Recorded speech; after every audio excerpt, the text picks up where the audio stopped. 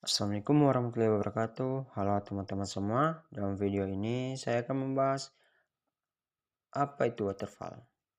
Dalam dunia pengembangan perangkat lunak, ada berbagai metode yang digunakan untuk membangun sistem yang efisien dan berkualitas. Salah satu model yang paling klasik dan sering digunakan adalah waterfall. Model ini mengikuti pendekatan linear di mana setiap tahap harus diselesaikan sebelum berpindah ke tahap berikutnya. Tapi bagaimana cara kerja model ini? Mari kita bahas lebih dalam. Apa itu waterfall?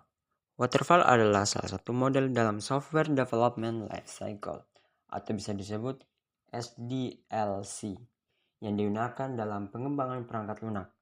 Model ini memiliki pendekatan linear dan bertahap, di mana setiap fase harus diselesaikan sebelum melanjutkan ke fase berikutnya. Seperti air terjun yang mengalir dari satu tingkat ke tingkat berikutnya.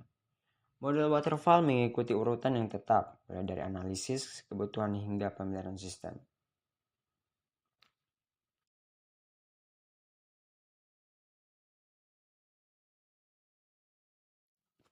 Tahap pertama adalah requirement analysis atau analisis kebutuhan.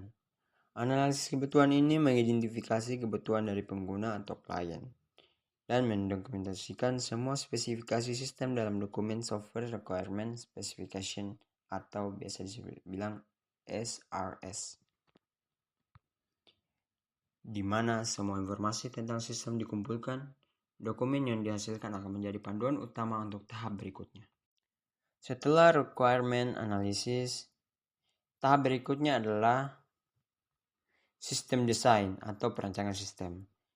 Sistem desain ini membuat desain sistem berdasarkan spesifikasi yang telah dikumpulkan dan menentukan arsitektur, database, dan teknologi yang akan digunakan.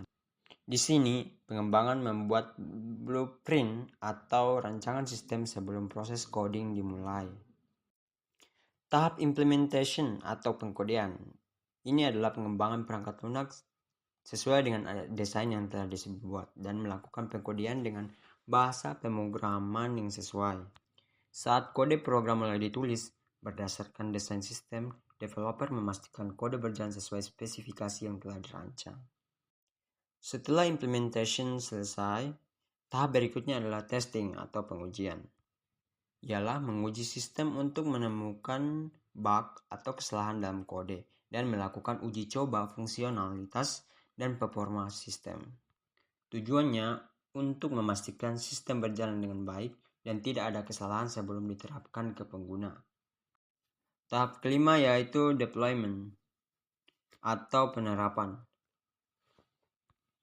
Ialah menginstal dan menjalankan perangkat lunak di lingkungan pengguna. Jika sistem telah lulus pengujian, maka akan diterapkan ke pengguna. Pada tahap ini, perangkat lunak dipasang di lingkungan produksi dan mulai digunakan oleh user. Tahap terakhir yaitu maintenance atau pemeliharaan. Ialah memelihara dan memperbaiki sistem jika ada masalah atau pembaruan yang diperlukan. Setelah sistem digunakan, bukan berarti pekerjaan selesai. Maintenance dilakukan untuk memastikan sistem tetap berjalan optimal dan diperbarui sesuai kebutuhan. Jadi itulah tahap-tahap dalam model waterfall. Metode ini cocok untuk proyek dengan spesifikasi yang sudah jelas sejak awal. Namun, jika proyek membutuhkan fleksibilitas, metode agile mungkin lebih cocok. Jangan lupa untuk subscribe agar tidak ketinggalan pembahasan teknologi lainnya. Sampai jumpa di video berikutnya. Bye-bye.